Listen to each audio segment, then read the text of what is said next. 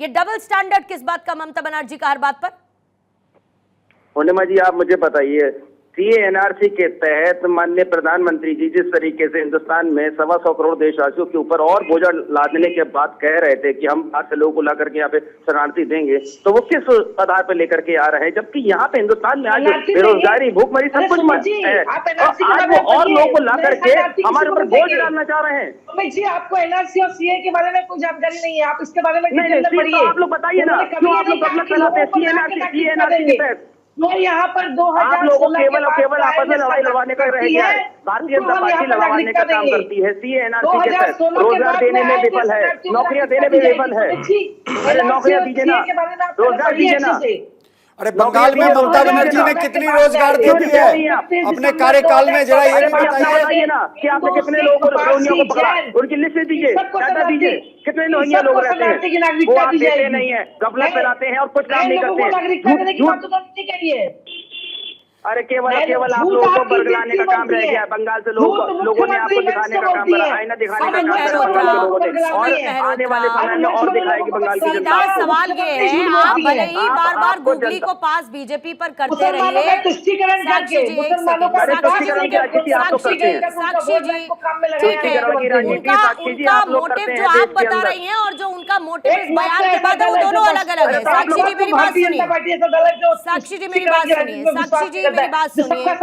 आप कह रही हैं कि इनका पॉलिटिकल मोटिव है, वो कहते हैं कि ह्यूमैनिटेरियन ग्राउंड्स पर वो चाहते हैं कि जो शरणार्थी हैं उनके लिए द्वार खोल दिए जाएं। लेकिन सुमित मेहरोत्रा, आप बार बार गूगली फेंकते रहिए बीजेपी पर, लेकिन बयान तो ममता बनर्जी की तरफ से दिया गया है ना। आपने शुरू में ही इस नैरेटिव को सेट करने की कोशिश की कि बंगाल के लोगों के लिए बांग्लादेश कहता है कि हमारा अलग देश है, हम अलग देश हैं, यही नोट दिल्ली भेजा गया है। और दूसरी तरफ मैं कहती हूं कि संविधान की बात बीजेपी संविधान खत्म कर देगी, संविधान को बदल कर रख देगी। आप तो खुद संवैधानिक अधिकारों के खिलाफ बात कर रहे हैं। पूर्णिमा जी, कहाँ संविधान के उससे अगर हो रहा है, मुझे बताइए। कोई अगर भारतीय संविधान में दूसरे राज्यों को लेकर, सुनिए मेरी बात, सुन लीजिए। अब आपने पूछा कि कैसे कर रहे हैं, अब सुन तो लीजिए कि कैसे कर रहे हैं। भारतीय संविधान में राज्यों के पास दूसरे देशों के साथ कैसे संबंध रखना है, इसका अधिकार नहीं है। राज्यों के पास यह अधिकार नहीं है, यह केंद्र के पास है। जब किसी भी देश में ऐसा क्राइसिस होता है तो उसमें विदेश मंत्रालय के पास अधिकार है उस पर टिप्पणी करने का। केंद्र सरकार के पास अधिकार है शरणार्थियों के लिए फैसले लेने का। ममता बनर्जी केंद्र में नहीं है, ममता बनर्जी विदेश मंत्रालय में नहीं है साहब, यही बताने की कोशिश कर रही हूँ आपको। पूर्णिमा जी, विदेश मंत्रालय के पास कोई क्यों नहीं गया? ममता बनर्जी के पास लोग क्यों आए? विदेश मंत्रालय ने कहा कि बांग्लादेश का ये आंतरिक मामला है, बांग्लादेश का ये आंतरिक मामला है, ये विदेश मंत्रालय का बयान है। और अगर विदेश मंत्रालय ने बयान दिया तो बांग्लादेश के विदेश मंत्री को ये क्यों कहना पड़ा कि ये भ्रम की स्थिति पैदा करता है बयान ममता बनर्जी का? उनको नहीं देना चाहिए। पूर्णिमा जी, मुझे बंगाल के लोग बंगलादेश के अंदर फंसे हुए हैं, उन्हें अगर ला करके फिर से अगर हम लोग कह रहे हैं, हम लोग आप घूमते रहिए बंगाल के लोग, क्यों नहीं? अरे बंगाल और बांग्लादेश आपस में मिला हुआ ज्यादा, जैसे जिस तरीके से आज उत्तर प्रदेश और नेपाल आपस में मिला हुआ है। आप मुझे बताइए ना, नेपाल और उत्तर प्रदेश के अलग अलग है जी। सुमित जी, आज ये जिस कोलकाता में आप रह रहे हैं या जहाँ पर भी रह रहे हैं, वो पश्चिम बंगाल कांसी नहीं करता, अगर श्यामा प्रसाद मुखर्जी लड़ाई नहीं करते पश्चिम बंगाल को। अरे तो आप लोगों ने 2014 के बाद से हालात वहाँ पे और खराब कर दिए हैं। जिस तरह के लड़ाई लड़वाने में खेल करते हैं बंगाल के लोगों ने आपको आईना दिखाने का काम करा है। 2014 में भी करा था, 2019 में भी करा था, 2024 में भी करा है आपको, और आने वाले विधानसभा में भी करेंगे। वहाँ की जनता समझ चुकी है कि हमें किसके साथ देना है, सजा नहीं देना है। सब कुछ चुनावी समय कह रहे हो आप लोग हर बात पर चुनावी, फिर आप कहते हैं कि हमारा मानवीय एंगल है, हर बात पर आप चुनाव की बात करते हैं, फिर आप कहते हैं कि आपका मानवीय एंगल है। महंगाई के ऊपर बात करिए ना, नहीं करेंगे ना सुमित मेहरोत्रा, एक एक करके बात करेंगे ना सर। साक्षी अग्निहोत्री, एक एक करके बात करेंगे, थोड़ा समझने में आसानी रहेगी। कोई बात नहीं करेंगे। बूथ दखल, मुसलमानों आप अपने सत्ता पे टिकी हुई है ममता बनर्जी, आप अपने शिक्षा मंत्री को जेल में डालिए ना, शिक्षा मंत्री को जेल में डालिए ना, आज जिस तरीके से घोटाला हुआ है नीट के पेपर के उसके अंदर, क्यों नहीं उन्हें जेल में डालिए? करिए ना, घोटाले तो आप लोग कर रहे हैं, माइनॉरिटी का कोई घोटाला आप लोग कर रहे हैं, केंद्र में बैठे। सरकार ज्यादा दिन चलेगी नहीं, सरकार उतरने दीजिए, जांच आप लोगों की भी होगी। 10-11 साल तो सरकार चल रही है। अच्छा ठीक है, साक्षी जी रुक जाइए प्लीज, साक्षी जी प्लीज रुकिए, साक्षी जी प्लीज रुकिए।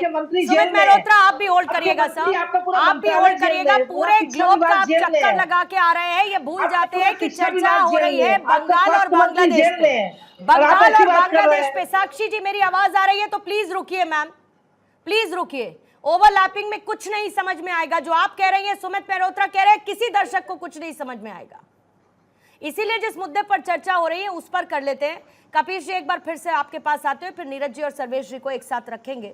कपिश सर, अभी तक जितनी भी बातें आई मैं ये देख रही हूं कि बार बार उसको घुमाने की कोशिश हो रही है। आप बंगाल की बात कर रहे हैं, बंगाल के लोगों की बात कर रहे हैं, ये अब सुमित मल्होत्रा कह रहे हैं जो मुझे ममता बनर्जी के स्टेटमेंट में कहीं नजर नहीं आता। आप मानवीय आधार पर अगर बात करनी थी तो आप केंद्र से बात कर सकते थे ना, कोई फोन लाइन तो कट हो नहीं गई है राज्य सरकार और केंद्र सरकार के बीच में कि कोई नो कनेक्शन एस्टैब्लिश हो रखा है। आप बात करते अगर ऐसी कोई बात थी और फिर केंद्र नहीं करता तो फिर शायद दूसरा रास्ता अपनाती। ये हड़बड़ाहट क्यों थी ममता बनर्जी को एक बयान देने की? पूर्णिमा जी, मैं 2-3 चीजें आपके से कहता हूँ जी।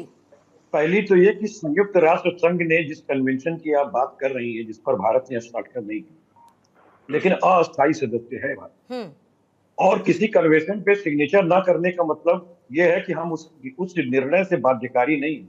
लेकिन जहां तक मानवतावादी दृष्टिकोण है वहां आपको सहमति होनी चाहिए, क्योंकि इसी बंगाल और पाकिस्तान के अंदर जब हम लोगों ने 2 टुकड़े किए थे तो आपको याद होगा कि इंदिरा गांधी जी ने इसी बात को यूएन कन्वेंशन में ले गई थी कि जो पाकिस्तान की सेना है वो माने पूर्वी पाकिस्तान पे इतना ज्यादा अत्याचार कर रही है कि वहां के लोग शरणार्थी बन के हमारे हिंदुस्तान में आ गए हैं और अब हमारी इकोनॉमी डूबने जा रही है। तो हमें अब अपना जो है स्वयं निर्णय लेना पड़ा, और इस आधार पर हमने अटैक किया था और 2 भाग में पाकिस्तान को कर दिया। तो आखिर अटैक का कारण भी यही था। और मैं दूसरी बात आपको कह रहा हूं कि देखिए, जहां तक आप बात कह रही है कि बहन ममता बनर्जी जी को केंद्र से बात करनी चाहिए, इसमें कहीं दो राय नहीं, संविधान में ये कहीं नहीं लिखा है कि केंद्र पहले बात करेगा या प्रांत को ये पहले बात करेगा। और ना ही भारत के संविधान में ये लिखा है कि जो प्रधानमंत्री होगा वो जो है वो मुख्यमंत्री से बड़ा उसका पदाधिकारी होगा, उसको डांट भी लगाएगा, उसकी क्लास भी लेगा। ऐसा तो कहीं नहीं, बल्कि भारत एक संघीय ढांचा में है, प्रांतों को मिलाकर देश बनता है, यहां से भी चुन करके संसद के अंदर प्रतिनिधि जाते हैं, इसलिए ये सब बराबर की चीजें हैं और इसमें कहीं दो राय नहीं। जो केंद्र का विषय है, ममता बहन जी ने ये कहा कि भाई केंद्र समझेगा कि बॉर्डर वो क्रॉस करने देता है या नहीं देता। हम अपने आर्थिक स्थिति पर उनकी सेवा करने को तत्पर और तैयार हैं मानवता के दृष्टिकोण से, इसमें बुरी बात नहीं। और ये आपको प्रैक्टिकली फिट नजर आती है कपिल श्रीवास्तव। और आपने क्योंकि मानवीय एंगल की बात की, आपने मानवीय एंगल की बात की सर, सुनिए मेरी बात, आपने मानवीय एंगल की बात की, मैं उस बात को बाय भी अगर कर लेती हूँ मानवीय एंगल को, तो फिर बांग्लादेश को तो खुश होना चाहिए था ना, क्योंकि आप मानवता दिखा रहे हैं। भारत और बांग्लादेश तो दोस्त है ना, बांग्लादेश की हर एक जरूरत पर भारत ने मदद की है ना, तो बांग्लादेश की तरफ से ऑब्जेक्शन नोट क्यों आया? बहुत अच्छी बात। अब मैं आपको एक चीज कह रहा हूं, आपने स्वयं कहा कि यह केंद्र का मामला है, विदेश नीति का मामला। केंद्र हमारे बांग्लादेश से क्या संबंध और संपर्क रखेगा वो नीति तय करेगा। बहन ममता बनर्जी ने सिर्फ इस बात को कहा था, वो वहां पे बंगाल और भारत की नीति निर्धारित नहीं कर रही थी विदेश में, वो सिर्फ अपना हिस्सा निभा रही थी कि अगर आते हैं, भारत सरकार परमिशन करती है बॉर्डर क्रॉस करने का, तो उनकी जो आर्थिक वहन होगा वो गवर्नमेंट करेगी प्रांत की।